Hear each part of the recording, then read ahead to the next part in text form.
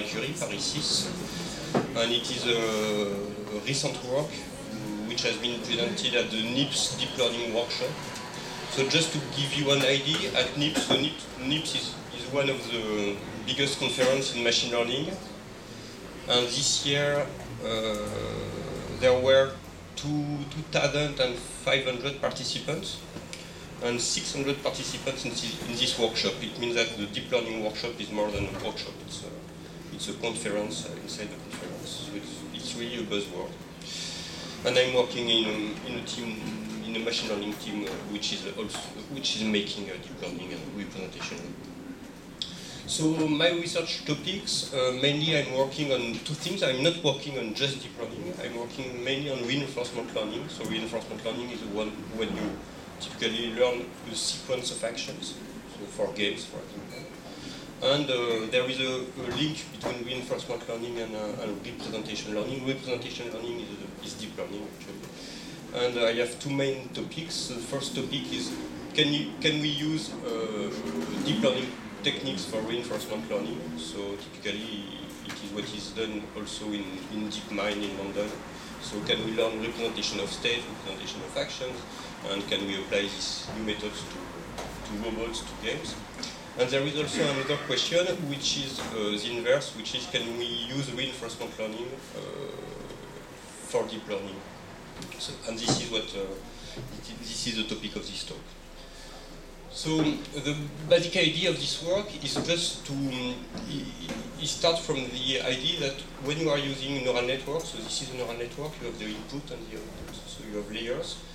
Typically what you are doing is that you are making sequential processing. So you have time, and at each time step, you take the input, you compute them.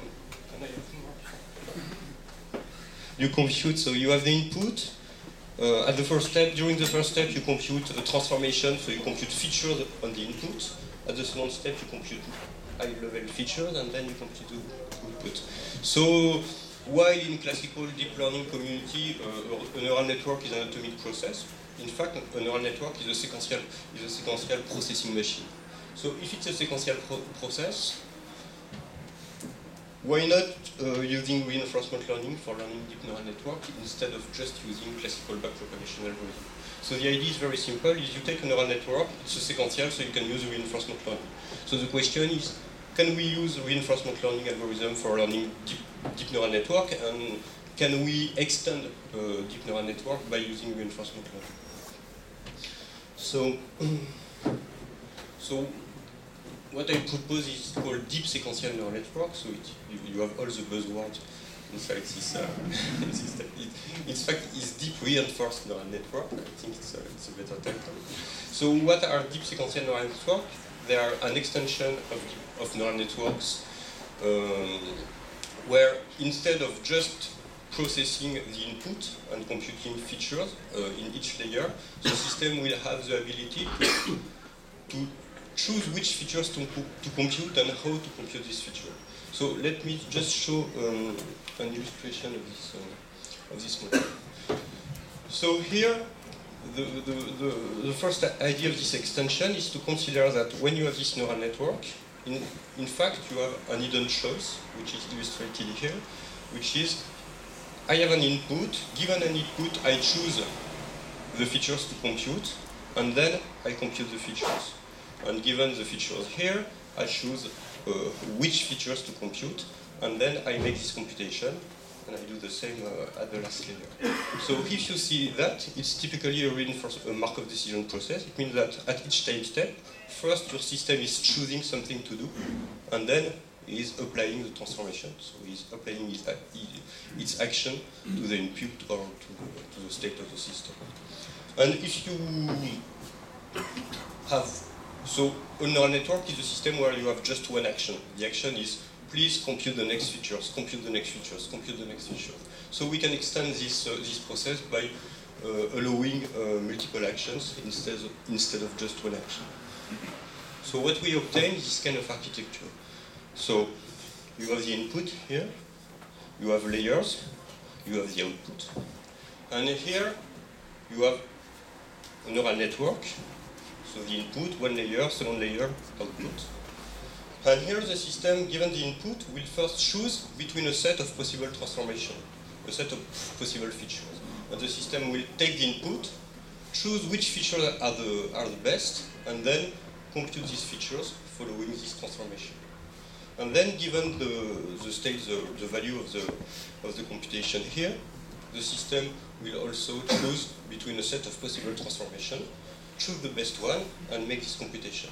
And at the end, the system will predict the input. So you have an extension of neural network where the system is able to compute transformations, like in classical neural networks, by applying some linear or non-linear transformation, but the system is also able to choose between a set of possible transformations. So the inference process is very simple. You have an input.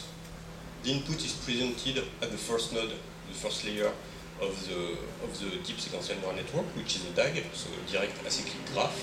And then at each time step, the system will choose between the different children of this node, which correspond to different set of features, and then will compute the features. And you repeat the process until you reach the output. Okay?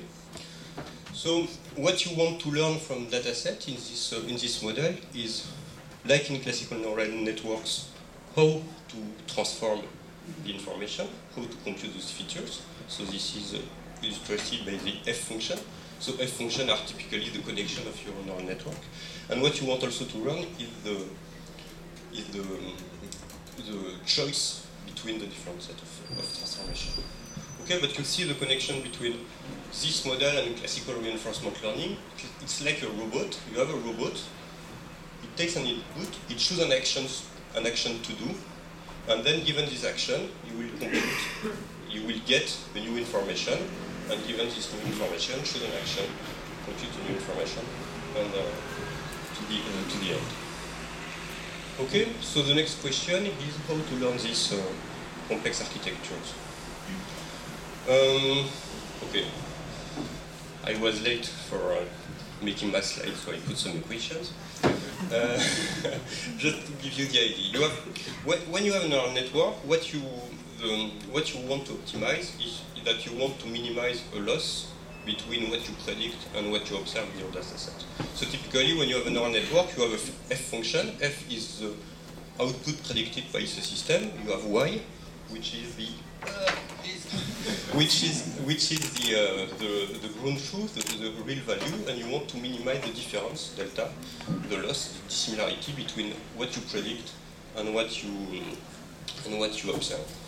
But in the case of this sequential neural network, the prediction is not made by the neural network, it's made by this architecture, by a pass into the neural network. Okay? So what you have to add in the classical algorithm is just this pass, H, which is the set of transformations you have computed over X. So what you want is to minimize the prediction computed over X by following this pass, and you want to minimize this loss on average. It means considering your input distribution and the distribution over the pass. In order to do that, you can compute the gradient and use gradient descent. The computation of the gradient is a little bit more tricky than in classical reinforcement learning. Okay, this is it. But okay, what is interesting is this. I just give you the idea. Okay, just look here. I just give you the idea. So in fact, the way this computation is done is close to what we call policy gradient in reinforcement learning. In reinforcement learning, we have many algorithms. And one family of algorithms is based on the computation of the gradient of your policy. The policy is the way you act in a sequential process. And in fact, this derivation is inspired by policy gradient. It's a little bit different. So at the end, here is your gradient. What you have here is that you have two terms. The first term here is very simple to understand. It's just the gradient of the loss knowing the path. It means that when you have this architecture, you put an input, the input is processed by the system predicts an output, and then the output is compared to the real value. And the first thing to do is to make back propagation on the chosen path. So you have you have a pass and you make classical backpropagation. So the first step to do is just classical backpropagation over the pass that has been chosen by these selectors. Okay? And by doing that, you are updating the transformation that have been used for the prediction. And the second term, which is this one, it aimed at changing the value of the choices. So, okay, you still have this input, this path, the output, and imagine that you have a high loss value. It means that what you predict is bad, is not correct. Then it means that you have to change the transformations, but you have also to change the path. It means that the path you have chosen is not a good path. So you want to reduce the probability of this path. And in order to do that, you have to reduce the probability that has been predicted here, this probability, the probability of this edge, and you have also to reduce the probability that has been predicted here. And how to do that? Also by backpropagation. Here, you have a neural network. The input, the projection of the input at the first layer, and then the computation of the probability. So this is a neural network also. So you just have to make backpropagation on this neural network and backpropagation also at this level. And that's it. So it means that it's really, really close to classical backpropagation in neural network. You have to backpropagate over the chosen network and to propagate to update your choices. Okay? So then, just some example of results. What you have is a system which is able to choose how to process information. Not only to transform information, but to choose, depending on the input, which processing to do. So what the system is doing, so here it's a binary classification problem. Here it's a neural network, simple neural network, that's here.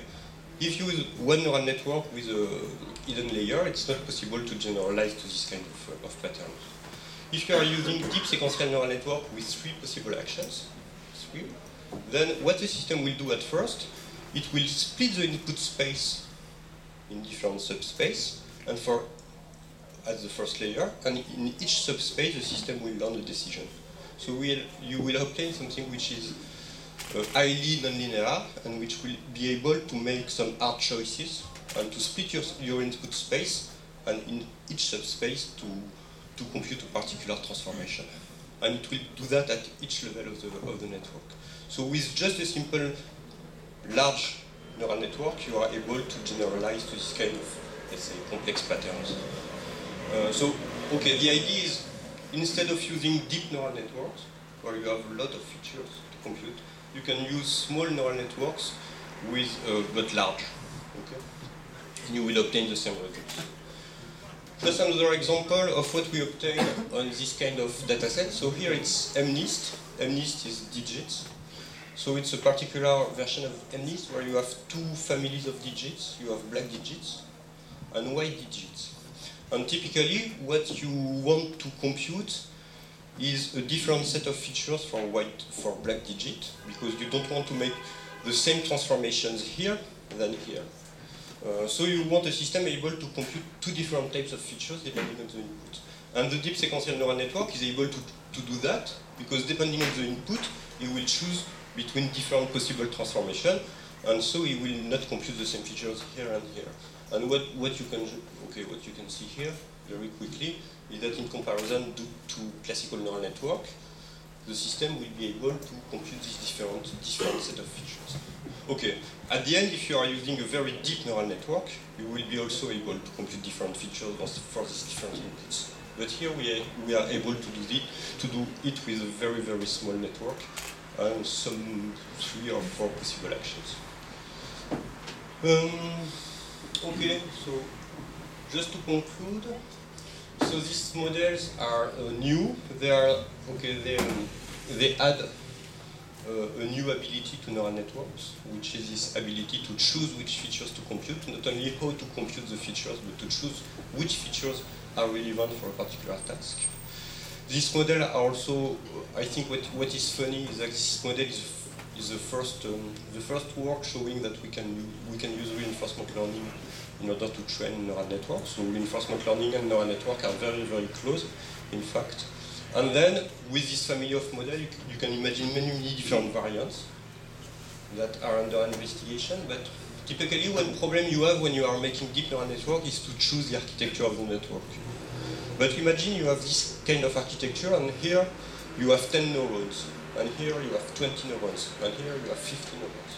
Then the system will automatically choose which size, which dimensionality is the best one, so the system will be able to choose which neural network architecture seems to be the best for processing your data. So you have a system which is able to automatically choose the size of the latent space. Now imagine that you have a pictures as an input, and here you have translations. It means that the system, depending on the pictures, will be able to learn how to translate the pictures in order to make a particular prediction. So if you are a face in the picture, in a corner of the picture, then first the system will move the pictures in order to have the face at the center, and then will make the prediction. So you can imagine many different variants of this generic model for many different tasks. And this is what is done currently in my team. Okay. To conclude also, c'est la pub. So if you are a student and you like deep neural networks, so if you are young, you can come to our master, which is a new master. Only they are young. Not, yeah. If you want to make a master, then you will learn how to implement deep learning, because we are making deep learning from scratch in this master. If you are not too young, you can do PhD thesis. If you are a master, and if you are, I don't know, it's all to researchers. Or you researchers, or physical students, you have also postdoc positions. Okay. Thank you.